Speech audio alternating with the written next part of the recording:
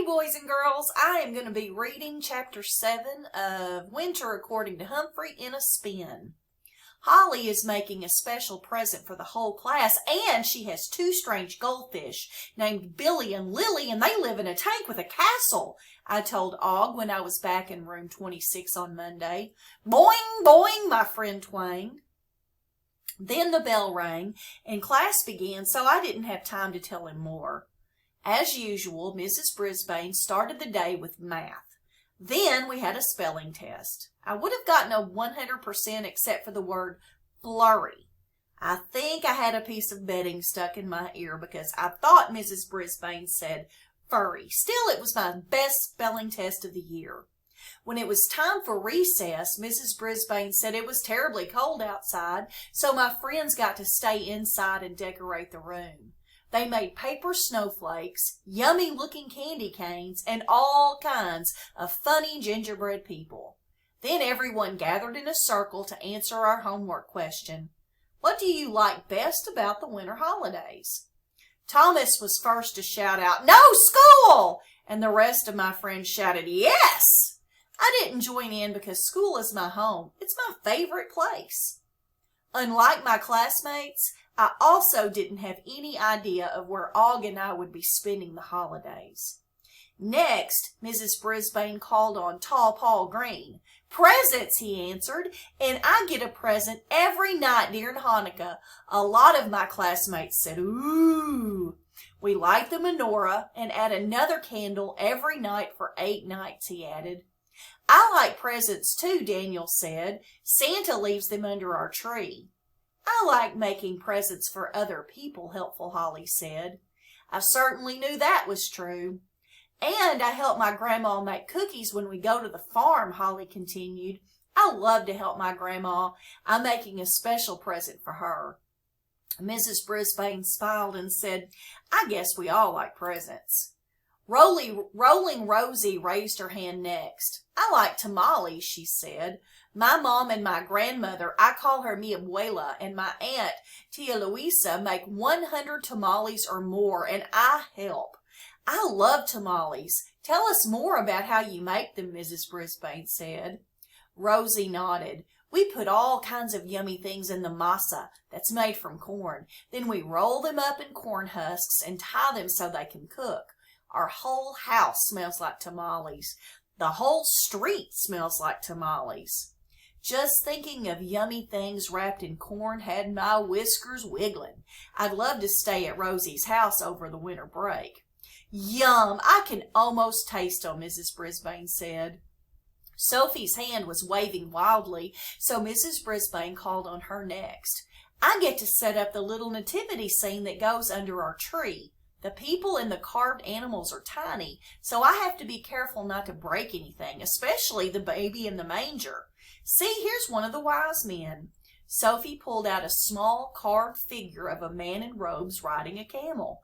"Ooh, and I love the presents and cookies and carol singing and stockings," she said. "Oh, did I mention the cookies? And the tree?" It all sounded great, great, great. I would love to see that nativity scene sometime.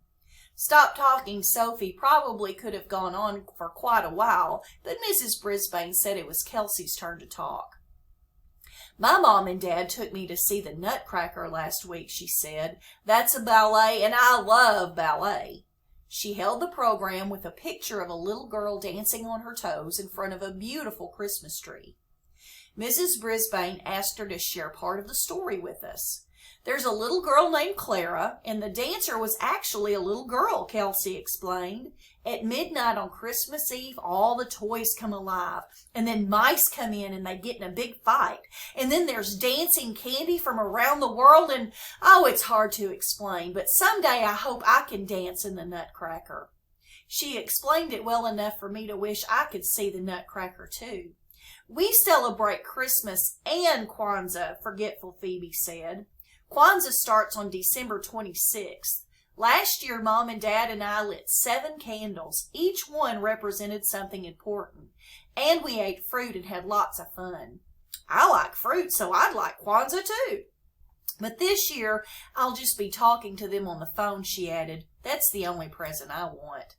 Phoebe lives with her grandmother while her parents are far away in the military. I really, really, really hope she gets that call.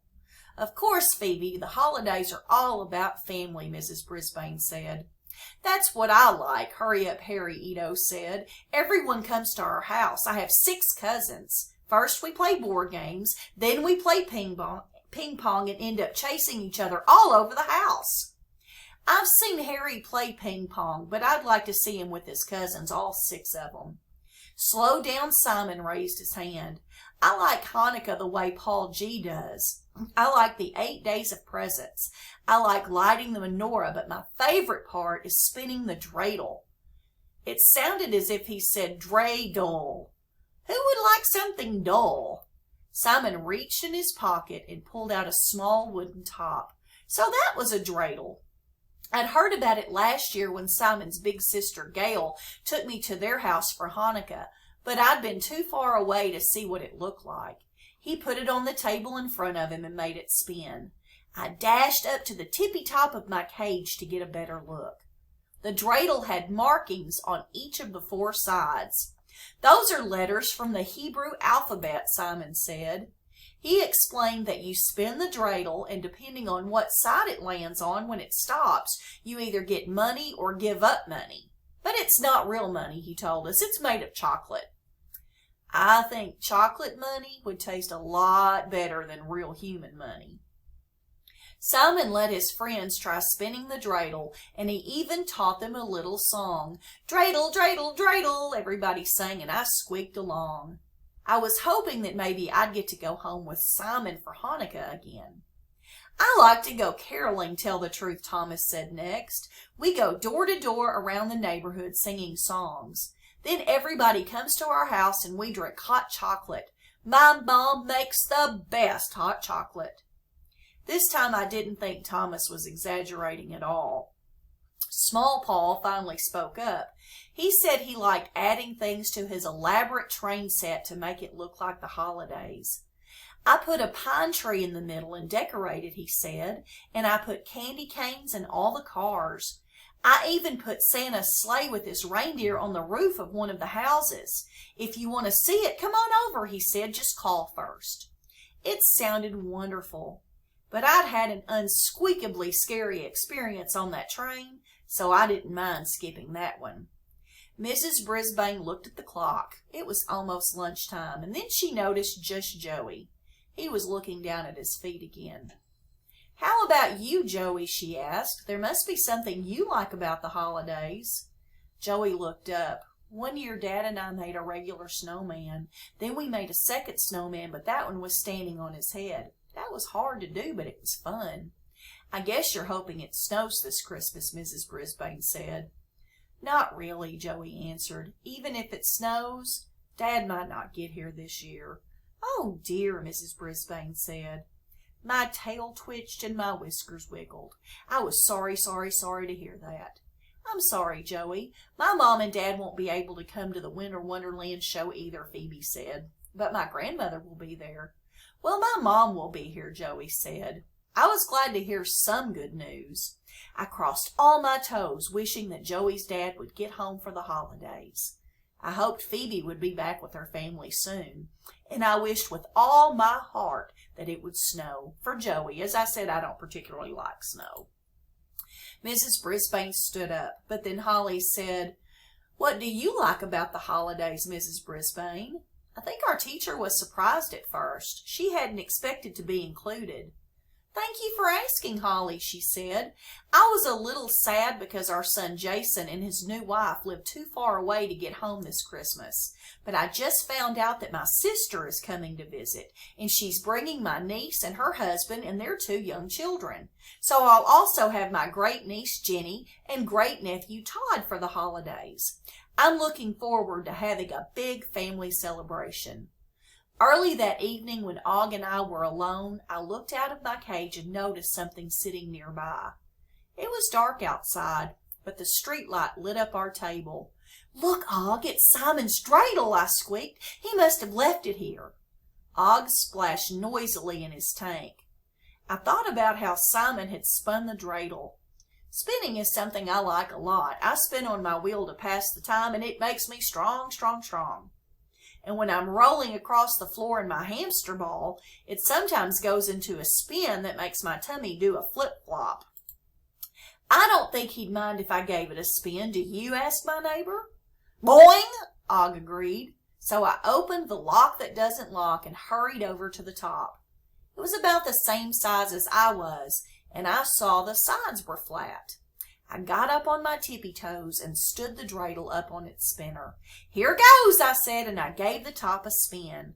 But oops, I hung on a little too long. When I finally let go, I was feeling a little dizzy and I tipped over. The dreidel tipped over too and landed right on me. Boing, boing, boing, Og twanged. Don't worry, I'm fine, I said. I'm not the kind of hamster who gives up easily, so I stood the dreidel up again and gave it a spin. This time I quickly let go and scrambled out of the way. It whirled and twirled all around me. In order for me to keep my eyes on it, I had to spin around too. Dreidel, dreidel, dreidel, I squeaked the way Simon had taught us. The dreidel slowed, wobbled, and then toppled over. I was about to see what it landed on when I heard the rattle, rattle, rattle coming down the hall. Eek, it's Aldo! I scrambled back to my cage and pulled the door behind me. I like Aldo, but I don't want him to find me outside my cage. A hamster has to have some secrets. Greetings, my friends, he said as he turned on the lights. He pulled his cart into the room and then came over to our table. How's my favorite hamster and favorite frog tonight? Fine, fine, fine, I answered. Og hopped up and down. Boing, boing. What's this? Aldo asked as he picked up the dreidel. Oh, I know. Dreidel, dreidel, dreidel, he sang with a smile. I'd better put this in a safe spot. He took the dreidel to Mrs. Brisbane's desk, which is a very safe spot. But before he went to work, he gave the dreidel a good spin. It was such a good spin it spun right off the desk and landed on the floor. I was glad that it hadn't spun onto the floor when I was hanging on to it. Aldo chuckled and put the dreidel back on the desk. Later, after Aldo was gone, I looked over at the dreidel. I love spinning, but I decided to leave it alone for the rest of the night. On quiet nights in room 26, I have a lot of time to think. That night, I thought about what all my friends had shared earlier in the day. I thought Mrs. Brisbane was right when she said holidays were about family. But then I had a truly terrible thought. I jiggled the lock that doesn't lock on my cage and hurried over to Og's tank. Og, I squeaked, remember all those things they said in class about families? Boing, boing, he replied. But what about us? I asked. I don't have a family. I mean, I used to, but I hardly remember them. I must admit, I do remember the wonderful smell of my mom, and I remember quite a few tiny brothers and sisters, but that's about it. Boing, boing, boing, Og twanged in his weird way. Oh, no, I said. It just slipped out. But I suddenly remembered a lesson on frogs we had long ago when Og first came to room 26. Turns out, frogs are amphibians. They come out of eggs, so Og probably didn't remember his mom at all. I wondered if he remembered his egg.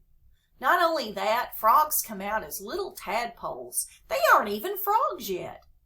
I wondered if he remembered being a tadpole. I stared through the glass at my neighbor with his green skin, his huge mouth, and his googly eyes. Boing, he repeated. I know, Og, I said. It's okay. I'm sure we'll spend the holiday, well, I don't know where, but with some family. He began to splash around in his water. Besides, I squeaked softly, I kind of think that maybe, well, you and I are like a family because we live together and we share what goes on here. What do you think? Og splashed and splashed and splashed some more. His splashing made me feel a lot better. Turns out that having a frog in the family is a great, great, great idea. Humphrey's Winter Wonderings. I wonder if my family ever wonders what happened to me, because sometimes I wonder what happened to them. We're going to stop right there and stay tuned for Chapter 8, Sad Lad, Glad Dad. Have a good day.